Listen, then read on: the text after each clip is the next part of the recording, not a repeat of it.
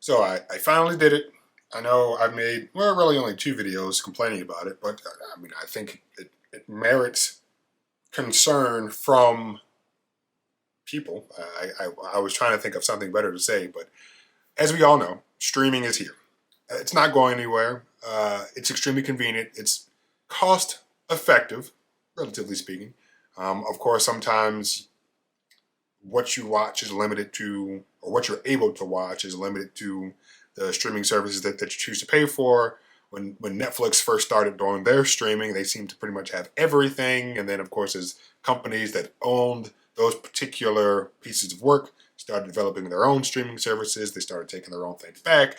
Simultaneously, Netflix was making more and more Netflix originals. So now Netflix has a bunch of Netflix originals and other things, of course. But you can think of Apple TV Plus, Paramount Plus, Hulu, Disney Plus, and I know there's other ones. So I definitely forgot other ones, but a bunch of other ones exist. So what I've complained about in the past is the fact that when it comes to these streaming services, the video and audio, but specifically the video quality, is just terrible. Yeah, that's the only way I could describe it. I mean, it's better than broadcast air stations of yesteryear, but even then, you can still get like 1080p. I'm sure somewhat compressed. Airwave stations. But just looking at what I'm streaming, I'm not going to say, oh, it's pixelated, but you can just tell that it's compressed. It's like colors are muted, dark scenes are extremely dark. Of course, dealing with a slow internet connection can be problematic. But usually, you go to Netflix's website, maybe some of the other ones. I don't know if they change or allow you to change resolution per price.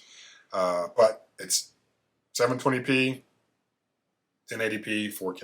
Then they'll let you know all content is not available in all of those different resolutions. But if you were to talk to a professional, don't want to say videographer, but somebody who truly knows what goes into making films and then what happens when you compress those files, they would tell you, yes, a lot of information is stripped from those films or from those files to make them smaller, as they need to be, as they traverse our networks that aren't capable of supporting large transfers, large file transfers for millions of people at a time, sequentially, nonstop. You got 20 million people constantly looking at some streaming service all the time. I mean, I'm sure the numbers are higher than that, but all that to say, yeah, the networks aren't able to adequately support constantly transferring 20 to 40 gig files for 80 million people at a time, all day, every day. So you end up with what I pointed out in one of the previous videos.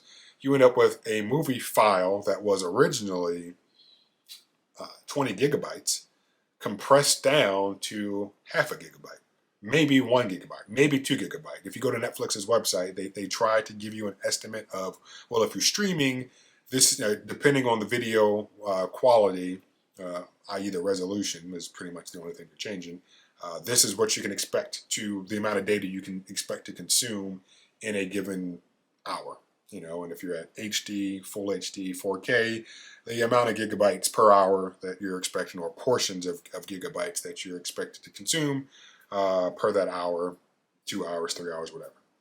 Now, one thing that I haven't been able to definitively identify is, if we're just talking about Netflix, when you download a file or a movie in the app, are you able to adjust the quality of that file? I don't know. I haven't looked too hard, but I would have assumed it would have been just an easy thing to say or easy thing to do, because based off of those streaming numbers, let's say full HD was, and hopefully I'll have this up on the screen, but looking at whatever numbers I hopefully put on the screen right now, that doesn't equate to half a gigabyte for an entire movie, which is pretty much the de facto of it seems, when downloading stuff in the Netflix app on a mobile device.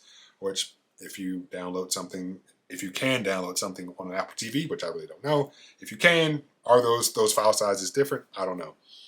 But my question would be, for that instance of, well, if you're telling me if I stream it, the quality will be this based on the numbers that hopefully are on the screen right now. But if I download it, the file size is only this.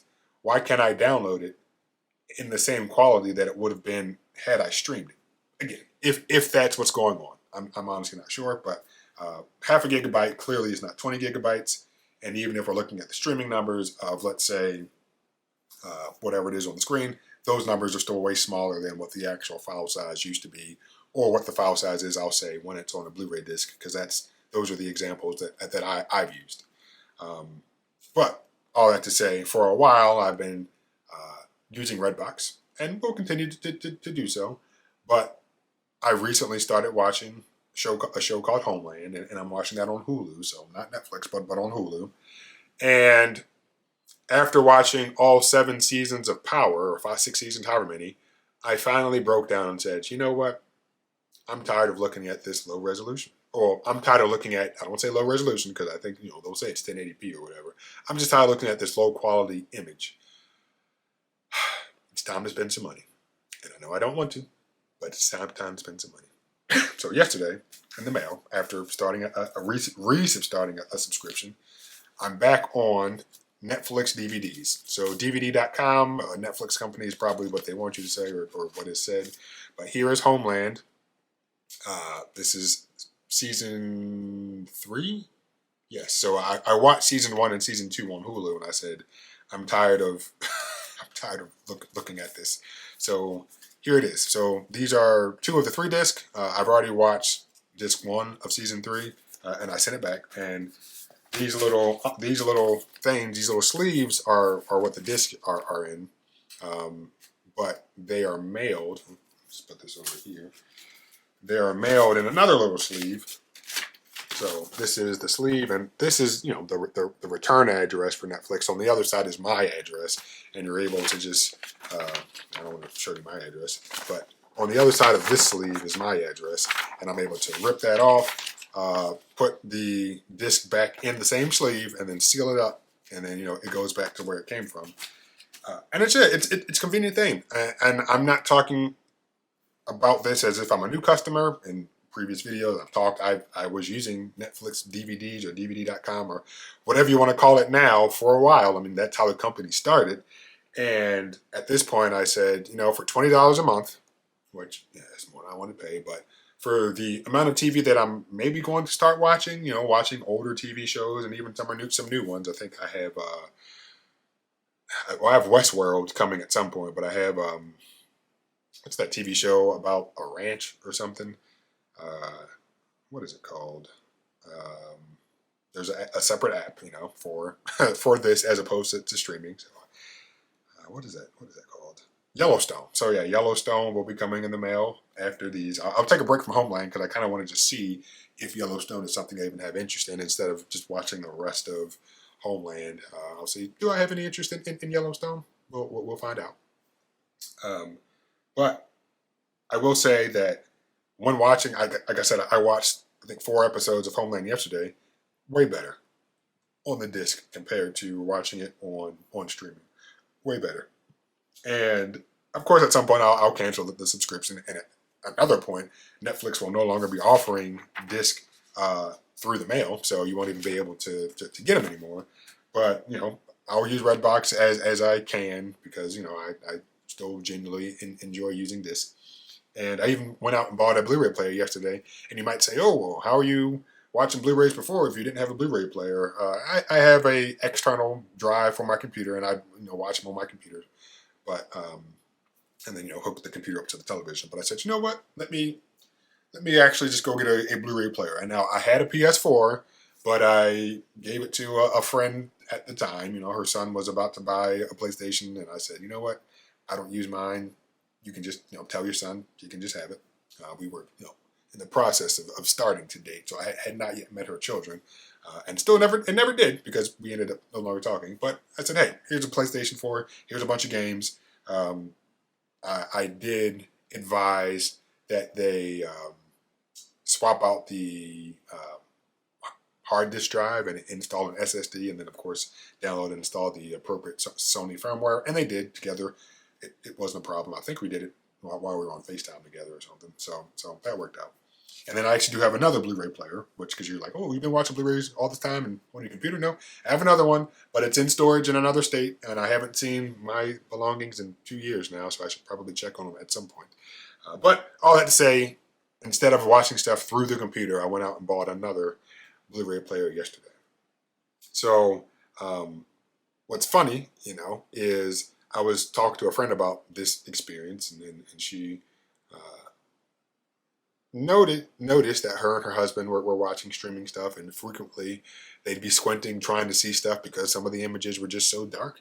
And I, let her know what I was doing over here, and she was like, "No, we're just going to keep squinting," trying to see those dark scenes. And for me, I said, you know what? It's $20. Enough is enough. And the last thing I'll say, and hopefully I'll have it up on the screen right now, since I have not been a DVD subscriber or Blu-ray subscriber for a while, they've definitely changed some stuff. It used to be that you paid for the number of discs that you had out, so 1, 3, up to 5, or, whatever the plans were then. And then if you wanted Blu-ray access, you had to pay more for Blu-ray access. Now they just say, okay, you can get 1, 2, or 3 discs out at a time, and for $10, it's 1 disc out at a time. For $15, it's 2 discs out at a time. For $20, it's 3 discs out at a time, and Blu-ray access is just included in that. So clearly, they're just like, it is what it is, Blu-ray access. You want this? You're still going to pay us for this? Great. So whether you want DVDs or Blu-rays, it doesn't really matter. For these flat prices, you can get this many discs out at a time, and I like that. I like that I don't need to pay them more for Blu-ray disc access. So yeah, I'm excited. I was happy yesterday watching it. I'll probably watch another couple of episodes today. I know it's not as convenient as streaming. Heck, when I'm streaming, I have all 7 seasons just right there, ready for me. Here, I got to send stuff through, through the mail, but the quality's better, and we pick and choose what we decide to spend our money on. And for me, the $20 a month is worth it. So I know I'm in the minority when it comes to that now, but yeah, for me, the $20 a month is definitely worth it.